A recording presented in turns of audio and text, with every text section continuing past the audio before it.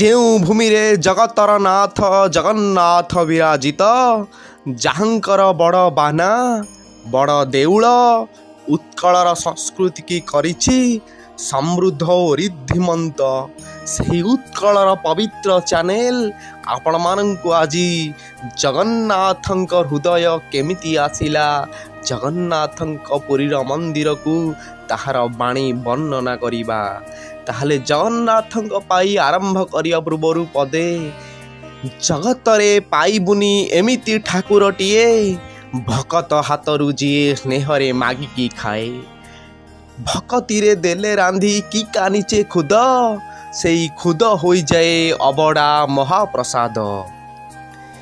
ଏମିତି ଏକ ମନ୍ଦିର ଯେଉଁଠି ବିଜ୍ଞାନ ବି ହାର ମାନିଯାଇଛି। ହିନ୍ଦୁ ଧର୍ମର 4ଟି ଧାମ ମଧ୍ୟରୁ ଜଗନ୍ନାଥ ପୁରୀ ହେଉଛି ଗୋଟିଏ ଧାମ, ଯେଉଁଠି ଭଗବାନ ଶ୍ରୀକୃଷ୍ଣଙ୍କ ହୃଦୟ ଅଛି। ସବୁ ମନ୍ଦିରର ମୂର୍ତ୍ତି ଧାତୁ କିମ୍ବା ପଥରରେ ବନାଯାଏ, କିନ୍ତୁ ଏମିତି ଏକ ମନ୍ଦିର ଯାହାର ମୂର୍ତ୍ତି କାଠରେ ବନା ହୋଇଛି।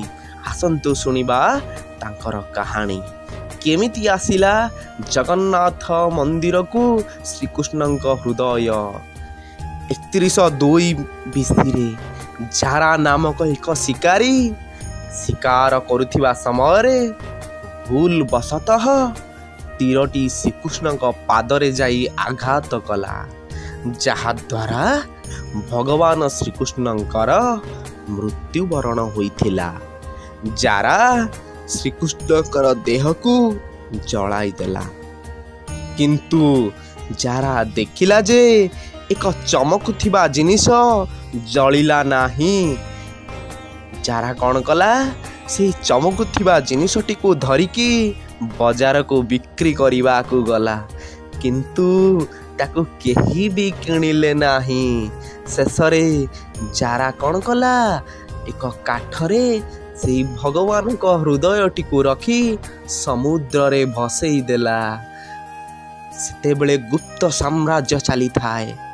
ଗୁପ୍ତ ସାମ୍ରାଜ୍ୟ ସମୟରେ ଅବନ୍ତୀର ରାଜା ଇନ୍ଦ୍ରଦ୍ୟୁମ୍ନ ଭଗବାନ ଶ୍ରୀକୃଷ୍ଣଙ୍କର ବଡ଼ ଭକ୍ତ ଥିଲେ। ଦିନେ ଭଗବାନ ଶ୍ରୀକୃଷ୍ଣ ସ୍ୱପ୍ନରେ ଆସି ରାଜା ଇନ୍ଦ୍ରଦ୍ୟୁମ୍ନକୁ କହିଲେ, ତମେ ସମୁଦ୍ରରେ ସ୍ନାନ କଲାବେଳେ ଆସନ୍ତାକାଲି ମୁଁ ତୁମକୁ ଏକ କାଠ ଜରିଆରେ ମିଳିବି। ଏବଂ ତା ପରଦିନ ସତକୁ ସତ ରାଜା ସମୁଦ୍ରରେ ସ୍ନାନ କଲାବେଳେ କିଛି ଦୂରରେ ଗୋଟିଏ କାଠ ଦେଖିଲେ ଏବଂ ରାଜା ବିଳମ୍ବ ନ କରି ତୁରନ୍ତ ସେହି କାଠଟିକୁ ମହଲକୁ ଆଣିଲେ ଏବଂ ଚିନ୍ତା କଲେ ସେହି କାଠରେ ଭଗବାନଙ୍କର ମୂର୍ତ୍ତି ବନାଇବେ।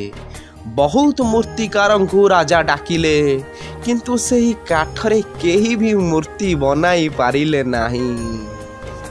କିଛି ଦିନ ଏମିତି ବିତିଗଲା। ରାଜା ଭାରି ଚିନ୍ତାରେ।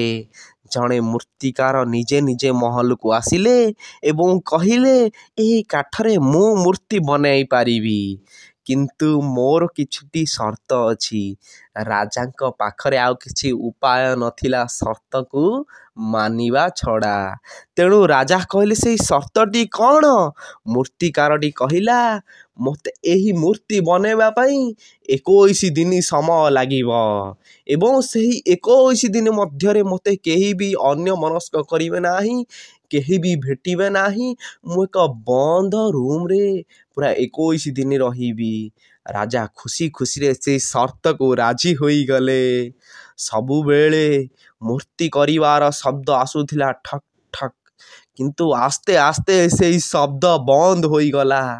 ଅବନ୍ତୀର ରାଣୀଙ୍କୁ ଲାଗିଲା ଯେ ମୂର୍ତ୍ତିକାରଟି ଭୋକ ଶୋଷରେ ମରିଯାଇଛି, ତେଣୁ ସିଏ କବାଟ ଖୋଲିବା ପାଇଁ ଜିଦ୍ଦି କଲା। ରାଜା ତାଙ୍କ କଥା ମାନିବାକୁ ପଡ଼ିଲା। ଶେଷରେ କବାଟ ଖୋଲା ହେଲା ଏବଂ